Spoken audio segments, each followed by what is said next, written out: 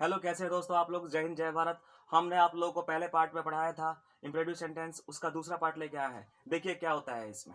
हमने आपको बताया था इम्परेटिव सेंटेंस ये 6 प्रकार के सेंटेंस होते हैं। पहला जो होता है ऑर्डर, दूसरा एडवाइस, तीसरा रिक्वेस्ट, चौथा प्रोहिबिशन, पांचवा परमिशन और छठा प्रपोजल सेंटेंस होता है ये। इसमें हमने बताया था आपको कि सभी का स्ट्रक्चर अलग अलग होता है। ऑर्डर वाले सेंटेंस का स्ट्रक्चर होता है V1 प्लस ऑब्जेक्ट। एडवाइस का होता है V1 प्लस ऑब्जेक्ट। रिक्वेस्ट में प्लीज काइंडली लगा होता है V1 प्लस ऑब्जेक्ट होता है। प्रोहिबिशन में do plus not plus V1 plus object होता है। परमिशन में ये लेट से बनता है सब्जेक्ट सेंटेंस ये, यानी लेट लिखते हैं पहले, उसके बाद में सब्जेक्ट लिखते हैं। सब्जेक्ट जो होता है ऑब्जेक्टिव केस में होता है, वर्ब का पहला रूप होता है, ऑब्जेक्ट होता है। प्रपोजल वाले में भी लेट होता है प्लस सब्जेक्ट, ऑब्जेक्टिव केस में होता है V1 प्लस ऑब्जेक्ट होता है। यानी हम यूं कहें आपसे कि इंपरेटिव सेंटेंस के 6 पार्ट होते हैं। पहला जो होता है ऑर्डर, दूसरा एडवाइस, तीसरा रिक्वेस्ट, चौथा प्रोविजन, पांचवा परमिशन, छठा प्रपोजल। इस सभी सेंटेंस का एक अपना स्ट्रक्चर होता है, एक अपना एक बनाने का नियम होता है जिसके आधार पर हम लोग चलते हैं।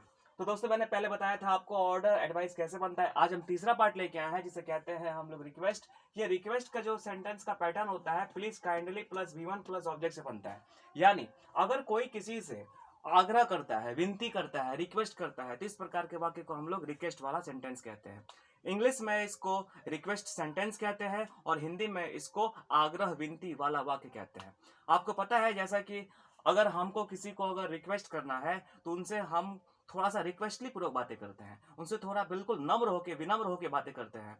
तो अगर हम उनसे उदारता पूर्वक बातें करेंगे तो हमारी अशिष्टता होगी। लेकिन शिष्टता करने के लिए हमें उन सेंटेंसों में कृपया या दया करके लगाया जाता है। जैसे कि आप ही जानते हैं, अगर आप किसी से कोई सामान मांगने जाइए तो क्या आप किसी से उदारतापूर्वक बातें करेंगे? कभी नहीं करेंगे। आप उनसे विनम्रतापूर्वक बातें करेंगे। ठीक इसी प्रकार इंग्लिश में भी हमको रिक्वेस्ट दिखाने के लिए उसमें कोई शब्द यूज करना पड़ता है। वो 2 शब्द होते हैं। कौन कौन से होते हैं? तो पहला होता है प्लीज और दूसरा होता है काइंडली। यानी प्लीज जिसका मीनिंग होता है कृपया, काइंडली जिसके मीनिंग होता है दया करके। इस प्रकार जो रिक्वेस्ट होता है ये 2 तरह का पैटर्न को फॉलो करता है। इसका पहला स्ट्रक्चर होगा प्लीज या काइंडली, पहले लगाएंगे, उसके बाद में वर्ब का पहला रूप देंगे, उसके बाद सेंटेंस में ऑब्जेक्ट लिख दिया करेंगे। इसका दूसरा जो होगा, हम किसी के रिक्वेस्ट को इनकार करते हुए, रिफ्यूज करते हुए भी आग्रह करते हैं, उसका पैटर्न होता है प्लीज या kindly plus don't plus V1 plus object. दोस्तों यहाँ ध्यान देने की बात है, जो हमने डोंट लिखा है इस डोंट को हम लोग डू प्लस नॉट से भी लिख सकते हैं, इसमें कोई दिक्कत की बात नहीं है।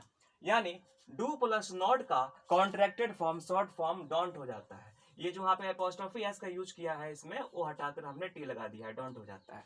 ठीक है, आइए देखते हैं। हमने पहला पैटर्न फॉलो किया है, यानी रिक्वेस्ट का प्लीज लगाएंगे, काइंडली लगाएंगे, वर्ब का पहला रूप लगाएंगे, ऑब्जेक्ट लगाएंगे। कैसे? जैसे में देखिए, कृपया मुझे 100 रुपए दे। इस सेंटेंस को पढ़ने से मालूम होता है कि कोई किसी से रिक्वेस्ट कर रहा है कि कृपया मुझे 100 रुपए दे, यानी उनसे आग्रह या विनती किया जा रहा है। तो देखिए यहाँ पे ध्यान से, दे यानी देना वर्ब होगा, इसको हम वी कहेंगे, यानी भी को हम लोग वर्ब लिखते हैं।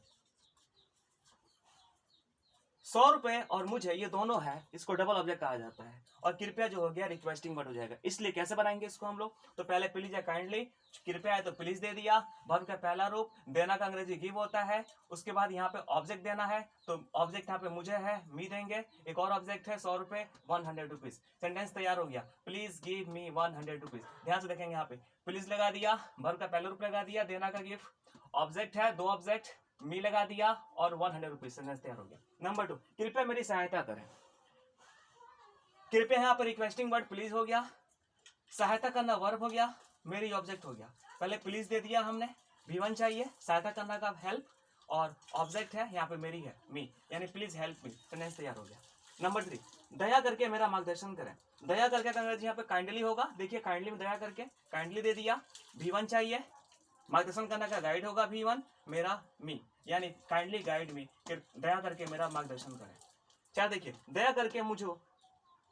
दया करके अंग्रेजी होगा काइंडली, और यहाँ पे मत यानी मत या न के लिए हम लोग दूसरा पैटर्न फॉलो करेंगे, डोंट का यूज, यानी या डू नॉट, तो डू नॉट V1 यानी छोड़ना का लीव हो जाएगा, ऑब्जेक्ट यहाँ पे मी, यानी kindly do not leave me. यानी हमको फॉर्मूला यहाँ देखना है, सेंटेंस बनाना है। यहाँ पे कृपया जल को प्रदूषित ना करें। प्लीज डू नॉट या डोंट, डू नॉट वर्ब चाहिए, प्रदूषित करना पॉल्यूट हो जाएगा, ये वर्ब हो जाएगा आपको, ऑब्जेक्ट है जल को, water, please do not pollute water. यहाँ देखिए, यहाँ बनाइए, पेड़ पौधे हमारे लिए आवश्यक है, इसलिए उन्हें नष्ट ना करें। Plants and trees are essential to us, therefore, यहाँ पे इसलिए सेंटेंस को जोड़ देता है, और यहाँ पे सेंटेंस उन्हें नष्ट ना करें, ये आपको रिक्वेस्टली सेंटेंस है, रिक्वेस्ट वाला यहाँ पे। तो therefore do not destroy them, यहाँ पे पहले हम यूज करेंगे डू नॉट, ठीक है, और बाकी वर्ड हमने डाल दिया ऑब्जेक्ट यहाँ पे। इस प्रकार आपने देखा किस पर सेंटेंस बना रहे हैं। दोस्तों सबसे इसका इंपॉर्टेंट ये होता है कि रिक्वेस्ट वाला जो सेंटेंस होता है इसको हम लोग पैसिव वॉइस में भी बनाते हैं। तो पैसिव वॉइस का मतलब हो जाता है कि जो प्लीज और काइंडली है ये यू आर रिक्वेस्टेड में बदल जाता है। तो you are requested plus 2 plus V1 plus object. अगर निगेटिव सेंटेंस होगा तो you are requested plus not, तब 2 प्लस V1 प्लस ऑब्जेक्ट हो जाता है। देखिए, आपसे आग्रह किया जाता है कि यहाँ आए, यह ध्यान से देखिएगा आप लोग। आपसे आग्रह किया जाता है, यानी आपसे आग्रह किया जाता है, सेंटेंस पैसिव वॉइस है, प्रेजेंट इंडेफिनिट टेंस है, तो हमने यहाँ पे यू आर रिक्वेस्टेड हो गया, यानी प्लीज काइंडली बदल गया यू आर रिक्वेस्टेड में।